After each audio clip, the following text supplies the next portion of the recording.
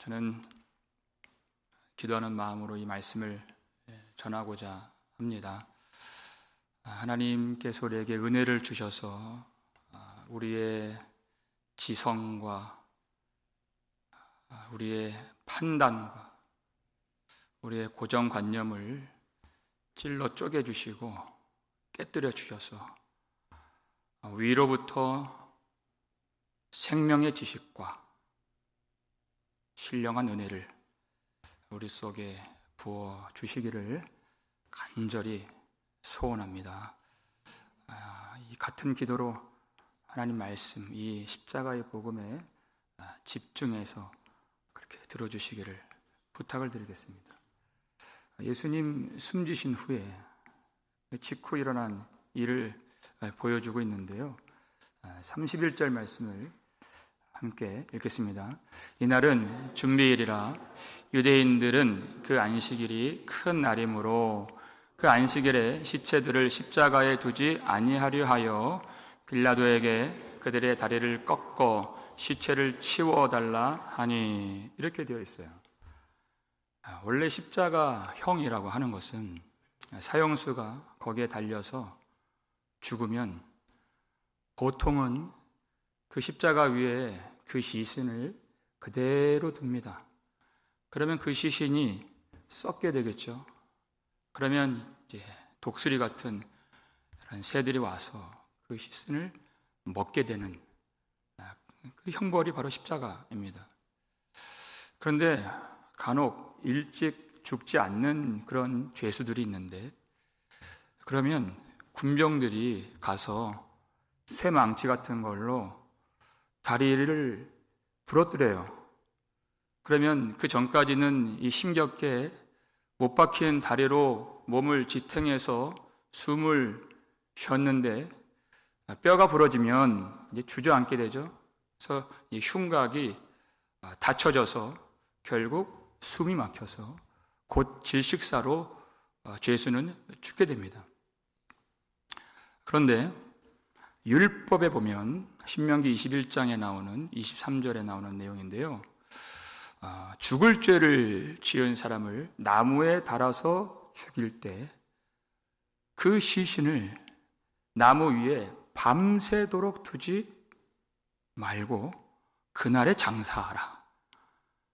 왜냐하면 여호와께서 기업으로 주신 이 땅을 그렇게 함으로써 더럽히지 말라. 이것이 하나님의 율법이었습니다. 그러니까 이 유대인들이 빌라도에게 나온 것이에요. 이 시신들을 오늘 처리하기를 원한다는 것입니다. 왜냐하면 이제 한 예수님 오후와 3시쯤 숨지셨는데 이제 몇 시간이 지나면 큰 안식일이에요. 왜 큰 안식일이냐? 보통의 안식일이 아니라 유월절, 무교절, 명절과 겹치는 안식일이기 때문에 안식일 중에서도 큰 명절 안식일이다. 그래서 그때 그들이 부정하게 되지 않기 위해서 빌라도에게 나아가서 그 시체들의 다리를, 그 죄수들의 다리를 꺾어서 빨리 오늘 처리하기를 원합니다. 이렇게 요청을 한 것이에요. 무엇 때문입니까? 스스로 정결하게 되려고.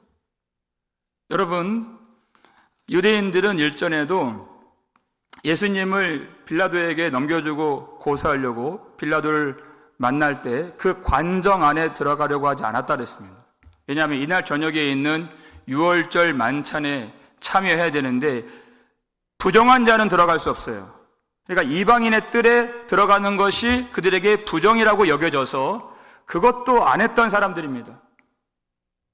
스스로 정결함을 지키려고 힘쓰고 애쓰고 노력을 했다는 것이에요. 그런데 성경은 그러한 유대인들의 행태가 얼마나 모순적인지를 여실히 보여주는 것이죠. 자기 스스로 정결함을 지키려고 애를 쓰지만 그들이 하는 일이 지금 무엇입니까? 하나님의 아들을 참혹하게 십자가에 못 박아 죽였다는 것입니다. 그 죄는 깨닫지 못하고 자기 스스로 정결함을 지키려고 하는 그런 애씀들이 얼마나 그들을 더욱 부정하게 만드는 것인가 하는 것이에요. 여러분, 그들이 안식일을 지키고 예배를 드릴 때 마치 자로 잰 듯이 얼마나 철저하게 예배를 드렸습니까? 그런데 하나님은 그들에게 너의 헛된 재물을 가지고 오지 말아라. 더 이상 예배를 드리지 말아라. 이렇게 말씀하셨어요. 이사야 선지자를 통해서 1장 13절 말씀 보시면 읽겠습니다. 헛된 재물을 다시 가져오지 말라. 분향은 내가 가증히 여기는 바요. 월삭과 안식일과 대회로 모이는 것도 그러하니 성회와 아울러 악을 행하는 것을 내가 견디지 못하겠노라. 아멘. 예배를 드리는 것이 왜 문제가 되겠습니까마는 어떨 때 문제가 됩니까? 그들이 월삭 한 달에 한 번 꼬박 드리는 그 예배 빠지지 않고, 안식일 빠지지 않고, 절기마다 성회로 모여서 그들이 제물을 드리고 분향을 드렸지만은 아울러서 악을 행하는 것을 내가 견디지 못하노라. 악을 행할 때 그 예배는 내가 받지 않겠노라. 그것은 예배가 아니다. 여러분, 제사를 드린다는 것은 무슨 의미가 있습니까? 그 인간들이 지은 죄를 제사를 통하여서 하나님이 없이 해주시는 은혜의 방편입니다. 그런데 제사를 드리면서 하나님의 구속의 뜻과는 정반대의 길로 살아가는 것이에요. 하나님은 그 죄악을 없애시기 위해서 이 제사라는 은혜를 우리에게 내려주셨는데, 이들은 삶 속에서 죄악을 생산하고 죄악을 양산하고 죄악을 세상에 퍼뜨리며 하나님의 뜻과 정반대의 길로 사는 그 생활이 있다면 그 삶을 사는 자의 예배는 내가 받지 않겠다. 너희가 아무리 많이 기도할지라도 내가 듣지 아니하리니 이는 왜냐하면 너희 손에 뭐가 가득함이라? 그렇죠, 피가 가득함이라 그랬어요. 이사야 1장 15절 보니까 너희 손에 피가 가득하기 때문에. 여러분, 손에 피가 가득하다 무슨 뜻입니까? 다른 사람을 괴롭게 하는 삶을 살고 있다는 뜻입니다. 다른 사람을 무시하고 멸시하고 물질적으로나 아니면 육체적으로나 해를 가하는, 하나님은 생명의 하나님이십니다. 우리를 구원하시고 회복시켜 주시고 살려주시기 위해서 그 아들까지도 내어주신 하나님이신데, 하나님 아버지라고 부르면서 그의 백성이라고 스스로 생각하면서 하나님은 살리시는 분이신데 다른 사람을 죽이는데 내가 쓰임받으면 그때 예배는 하나님이 결코 받지 아니하신다. 우리가 진정한 예배를 드리기 위해서는 여러분, 다른 사람들 못 살게 굴어서는 안 됩니다. 그 사람이, 상대방이 내 아내가 되었든 내 자식이 되었든 우리 교우가 되었든 간에 우리를 통해서, 나를 통해서 우리가 장차 함께 만나서 영광의 예배를 드리게 되는 그 하나님의 나라가 그야말로 말씀이 우리에게 가르쳐 주신 대로 빛과 사랑이 가득한 나라인 것을 우리가 보여줄 수 있는, 기대하게 만드는, 그 나라를 가고 싶어하게 만드는 그런 우리 삶이 될 때 하나님이 그것을 예배라고 인정하시고 받아 주신다는 것입니다. 유대인들은 그렇게 살지 않았어요. 자신들이 예배를 드림으로써, 안식일을 지킴으로써 내 할 바 다 했다. 이게 유대인들이 갖고 있는 태도였습니다. 그러면서 실상은 하나님의 아들을 십자가에 못 박은 것도 모자라서 그 다리 뼈를 부러뜨려서 자기들의 정결함을 스스로 취하고자 했던 그것이 얼마나 그들을 부정하게 만드는 것인가. 예수 그리스도를 모르고 자기 스스로 정결함을 취하고자 하는 그런 노력들이 얼마나 자기를 더 더럽게 만들고 그 수고와 노력이 얼마나 하나님을 더 찌르는 죄가 되는 것이냐. 라고 하나님이 우리에게 묻고 계십니다.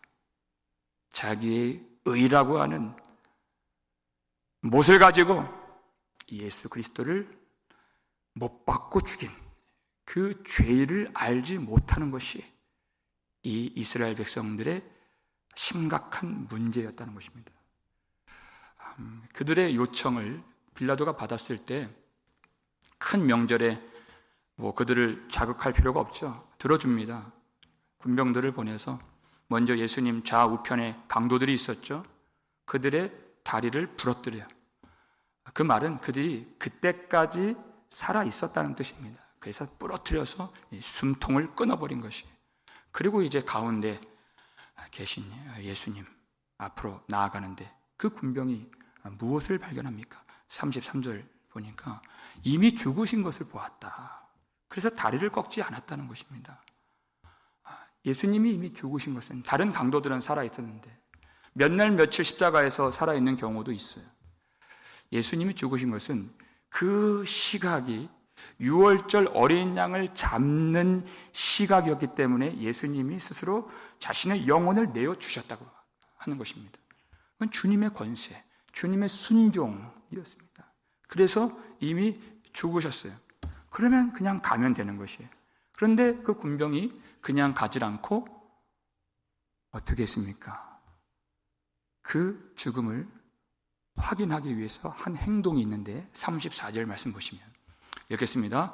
그중 한 군인이 창으로 옆구리를 찌르니 곧 피와 물이 나오더라 하는 것이에요. 이 군인은 예수님이 이미 죽으셨다는 것을 알고 있었습니다. 그런데 이분이 자기를 창조하시고 온 세상을 만드시고 그리고 다시 오셔서 심판하실 창조주이시고 구원자이시고 심판의 주님이신 것을 모르고 그 창을 힘껏 움켜쥐고 예수님 옆구리를 찌른 것입니다. 그가 위치적으로 아래에 있었고 예수님은 십자가 위에 달려 계셨기 때문에 위를 올려다보면서 창을 옆구리로 찔렀습니다.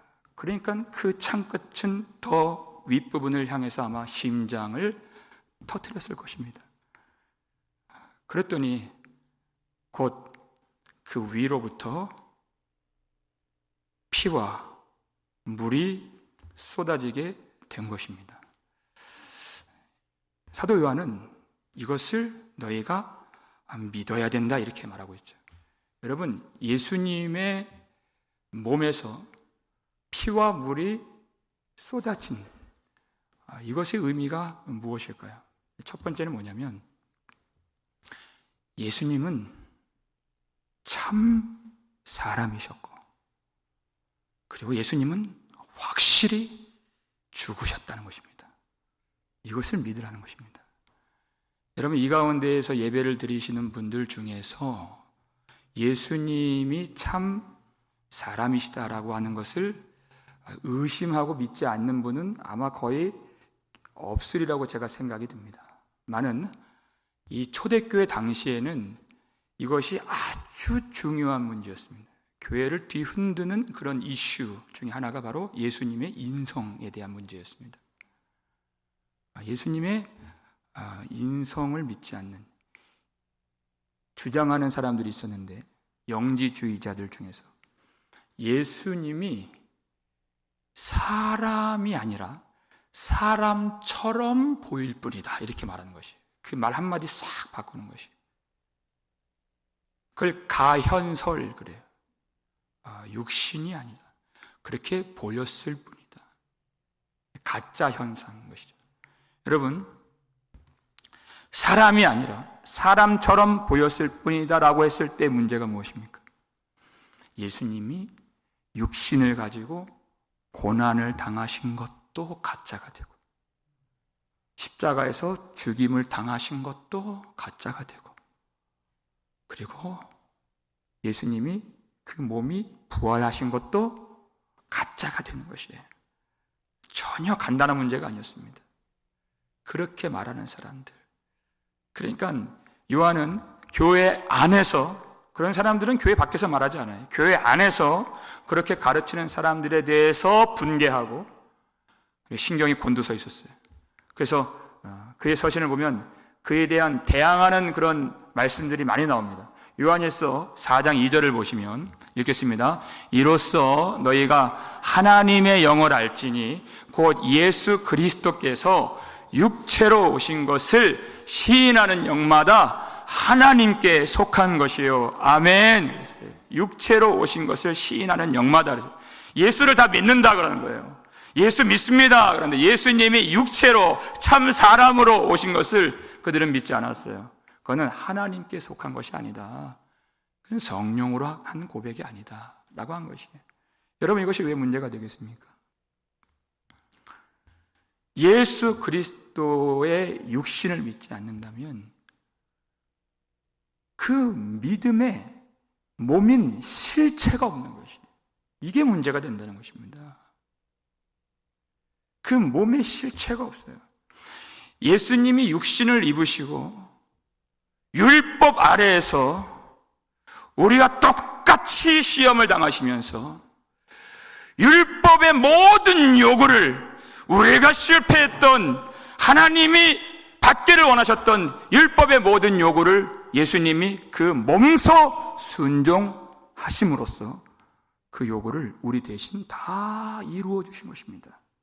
그리고 그 몸으로서 마지막 순종이 무엇입니까? 십자가.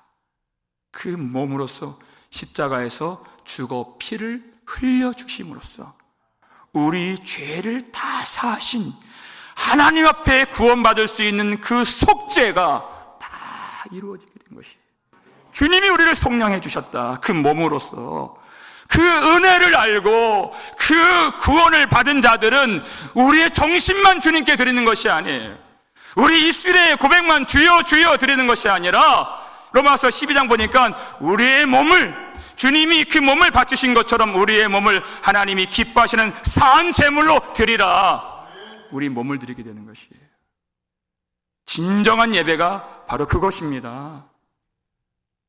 예수 그리스도의 몸 안에 들어오는 것이에요. 여러분, 이 가연설 이단의 그 문제는 2000년 전의 문제가 아닙니다. 전염병이 한번 싹 불어오니까 다 가연설로 넘어지게 되는 거예요. 다 예수를 믿는다고 고백을 하는데 몸이 있질 않아요. 적그리스도라고 그랬습니다, 예수님이. 우리의 시간과 우리의 공간 속에서 우리의 몸소 성도들과 연합하고 사귀고 교제하고 수고하고 헌신하는 그 믿음이 진정한 참된 믿음인 것을 우리가 잊지 말아야 됩니다. 그러니까 요한 사도가 그 이단에 대해서 대항을 하고 바로 연결지어서 이어지는 것이 무엇입니까? 예수님의 육체에 대한 교리와 형제 사랑의 교리가 바로 이렇게 톱니바퀴처럼 맞물려 있는 거예요. 그 말씀 7절을 보여주세요. 읽겠습니다. 사랑하는 자들아, 우리가 서로 사랑하자. 사랑은 하나님께 속한 것이니 사랑하는 자마다 하나님으로부터 나서 하나님을 알고. 아멘. 우리가 서로 사랑하자. 왜요? 우리가 예수님이 그 몸소 우리를 사랑하신, 자기 목숨을 버리신 목자이셨고 십자가에서 죽으신 그 사랑이 예수님이 우리 안에 거하시기 때문에 이제는 우리의 몸을 가지고 주님이 가신 길을 걸어가는 것이에요. 사랑할 때 반드시 무엇이 달라붙습니까? 수고가 있는 것입니다. 말과 혀로만 사랑하는 것이 아니라 행함과 진실함으로 하자 그랬어요. 수고가 있는 것이. 사랑을 한다는 것은 헌신이 있다는 것입니다. 나의 시간, 나의 물질, 나의 에너지, 나의 생각, 나의 열정을 바치는 것입니다. 그게 헌신이고, 그리고 희생이고, 그게 섬김이고, 그것이 주님과 사귐이고, 우리의 사귐인 것입니다. 주님이 우리를 부르실 때 그 부르심을 우리가 떨쳐버리지 아니하고 주님, 내가 여기 있사오니 나를 써 주옵소서. 다짐하고 고백하고 감사하며 주님께 나를 드린다는 건 나의 생활과 나의 인생과 나의 존재를 주님께 드리면서 그렇게 주님을 섬기는, 그것이 진정한 믿음이다 라고 우리에게 가르쳐 주시는 것이에요. 입술로만, 말로만 신앙생활하는 것이 아닙니다.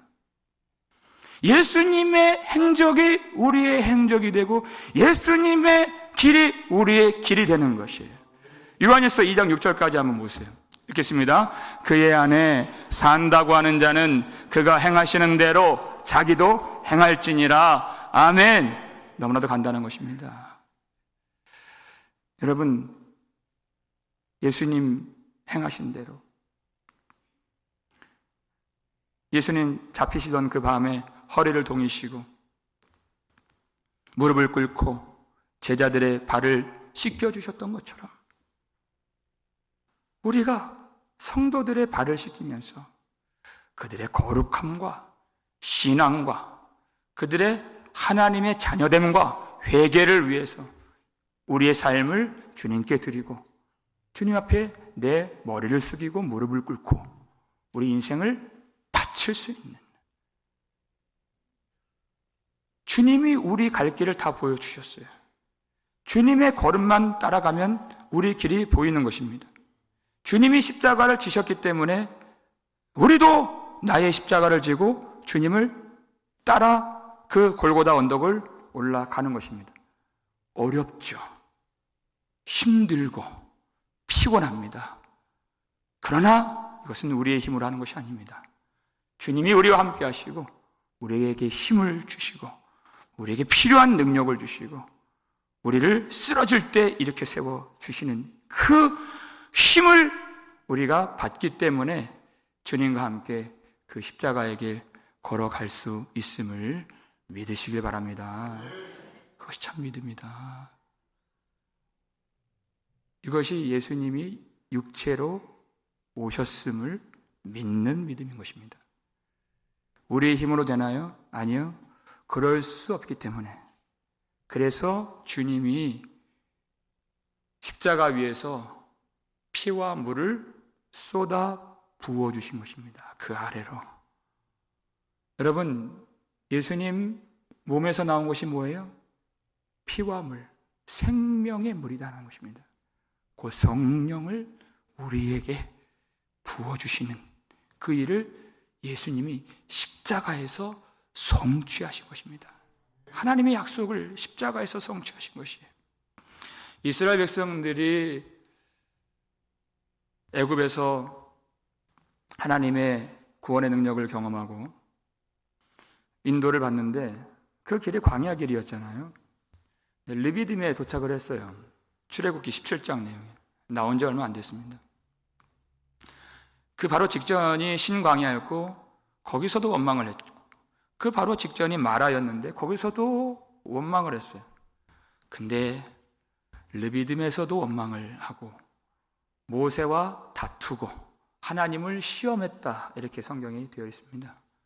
물이 없다는 것입니다. 목마르다는 것입니다.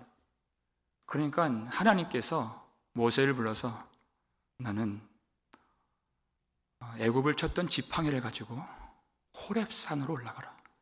거기에 한 바위가 있는데 그 지팡이로 바위를 쳐라. 그러면 그 바위에서 물이 나올 것인데 그 물을 백성들이 마시리라 하는 것이에요. 여러분, 르비딤에서 원망하고 신광야에서, 엘림에서, 마라에서 원망한 백성들, 누군가 맞아야 된다면 누가 맞아야 됩니까? 백성들이 맞아야 되는 것입니다. 근데 하나님은 반석을 취하셨습니다. 사도 바울이 고린도전서에서 그 신령한 반석은 곧 그리스도시라, 예수 그리스도를 말하는 것이에요. 우리가 맞아야 될, 우리가 침을 받아야 될, 우리가 심판을 받아야 될 그 자리에서 예수님이 침을 받으시고 예수님이 심판을 받으셔서 거기에서 생명의 물을, 그 백성들이 마실 수 있는 물을 흘려 보내주신 것입니다. 초막절 마지막 날에 예수님께서 누구든지 목마르거든 내게로 와서 마시라 외치셨습니다. 누구든지 목마르거든 내게로 와서 마시라. 나를 믿는 자는 그 배에서 생수의 강이 흘러나오리라. 언제 그 생수의 강이 흘러나옵니까? 예수님이 영광을 얻으실 때, 예수님이 영광을 받으실 때 그 생수의 강이 흘러나온다고 약속을 해주셨어요. 근데 그 영광을 받는 자리가 어디입니까? 예수님이 침을 받으신, 심판을 받으신 그 십자가, 거기에서 그 생명의 물이 흘러나오는 것입니다. 여러분, 십자가가 무엇입니까? 거기서 무엇이 보입니까? 우리를 구원하신 하나님을 원망한 우리의 완악한 마음이 보이는 자리가 바로 십자가죠. 우리가 맞아야 되지만 우리를 치지 않으신 하나님의 사랑이 보이는 자리가 바로 십자가인 것입니다. 우리가 하나님을 버린, 하나님을 찌른, 내가 내 의 지키고자, 내가 안식을 지키고 예배 드리고자 사실 하나님을 못 받고 하나님을 찌른 그 죄가 다 오롯이 드러난 자리가 십자가예요. 그러니까 그 위에서 부어주시는 생명의 물을 우리가 받을 자격이 있다고 말하는 것이 옳은 것일까요? 받을 자격이 없습니다. 이것이 옳은 것일까요? 내가 주님 앞에 그래도 잘 살았기 때문에 내세울 것이 있습니다 라고 말하는 것이 옳을까요? 아니면 내세울 것이 없습니다 라고 말하는 것이 십자가를 본 믿음일까요? 진정한 믿음의 고백은 우리가 드릴 것이 없습니다. 빈손 들고 앞에 가 십자가를 붙드네. 의가 없는 자라도 도와주심 바라고 생명샘에 나가니 나를 씻어 주소서. 은혜 받을 자격은 없지만은, 주님 앞에 이 손으로 드릴 것은 없지만은, 그 광야 같은 인생 가운데에서 타는 목마름을 가지고 누구든지 목마르거든 내게로 와서 마시라 하신 그 말씀 의지하여서 주님 앞에 나오는 모든 자들에게 하나님은 생명의 물을 부어 주신다는 것입니다. 여러분, 이 광야 같은 세상 속에서 지옥불에서 나는 그 죄로 말미암아 타는 목마름을 우리가 인식하고 느껴야 된다는 것입니다. 이스라엘 백성들을 왜 광야로 이끄셨습니까? 거기는 목마름이 있는 곳입니다. 그리고 생수 되시는 영원한 생명의 원천이신 하나님을 구하라는 것입니다. 여러분, 우리가 목마름을 인식하지 못한다면 주님을 구할 수가 없죠. 세상에서 한 20년 정도만 어떤 일에 종사하고 몰두하면 전문가라는 소리를 듣습니다. 한 30년 정도 하면 베테랑이 되죠. 여러분, 우리 중에 예수 믿은 지 20년, 30년 되지 않는 사람 거의 없을 겁니다. 예수 믿은 지 한 30년, 40년 됐는데, 여러분, 주님의 말씀, 주님의 요구가 무엇입니까? 사랑하라는 것입니다. 하나님을 사랑하고 이웃을 사랑하고 사랑하라. 그런데 그렇게 오래 믿었는데 이것이 잘 되지 않는다는 것입니다. 여기에서 우리는 갈증을 느끼고 그 타는 듯한 목마름을 느껴야 되는 것이, 예수를 이렇게 오래 믿고 이렇게 오랫도록 예배를 드리고 그러면 베테랑처럼 되어야 되는데, 우리가 하나님을 섬기고 순종하고 희생하고 헌신하는 데 있어서 잘 자랑할 곳이 없는, 전문가라고 할 수 없는, 너무나도 부족한 그 모습을 가지고 가슴을 치면서 목마름을 가지고 주님의 은혜를 구하지 않을 수 없는 자신을 자각해야 된다는 것입니다. 이 험한 세상에서 순전하게, 온전하게, 다른 소원이 나를 지배하는 것이 아니라 순전한 성도가 되기를 원하는 그 갈망, 하나님을 온전하게 예배하고 온전하게 예수님을 따라가고, 예수님이 부활하셨기 때문에 우리의 길이 주님과 같이 주님의 죽으심을 본받아 십자가를 가는 그 믿음만이 온전하게 되기를 원하는 그 소원이 강력하게 우리 속에 임하여질 때 그 갈망과 갈증을 가지고 주님을 찾으라는 것입니다. 무엇이 우리의 소원입니까? 무엇을 우리가 바라고 있습니까? 주님을 더 알고, 주님을 더 사랑하고, 주님을 더 잘 섬기는 것, 그것 말고는 없는 것입니다. 그 갈망을 가지고 주님을 찾는 자들에게 생수의 강이 흘러나오리라. 날마다 날마다 생수의 강을 부어주시고 그이를 위하여서 십자가에서 피와 물을 쏟아부어 주신 예수 그리스도를 구하시기를 주의 이름으로 축원합니다. 여러분, 이 일이 얼마나 중요한 것인가. 마지막으로 우리 성경을 보시면 우리 36절, 7절 말씀입니다. 읽겠습니다. 이 일이 일어난 것은 그 뼈가 하나도 꺾이지 아니하리라 한 성경을 응하게 하려 함이라. 또 다른 성경에 그들이 그 찌른 자를 보리라 하였느니라. 아멘. 이런 일이 일어난 것은 결코 우연한 일이 아니라 하나님의 성경을 응하게 하고 성경을 성취하신 하나님의 일이다. 두 강도는 그 뼈가 부러져서 꺾여서 마지막을 맞이했습니다. 근데 예수님은 그 일은 당하지 않으셨어요. 왜냐하면 하나님이 이미 그렇게 말씀을 하셨기 때문에.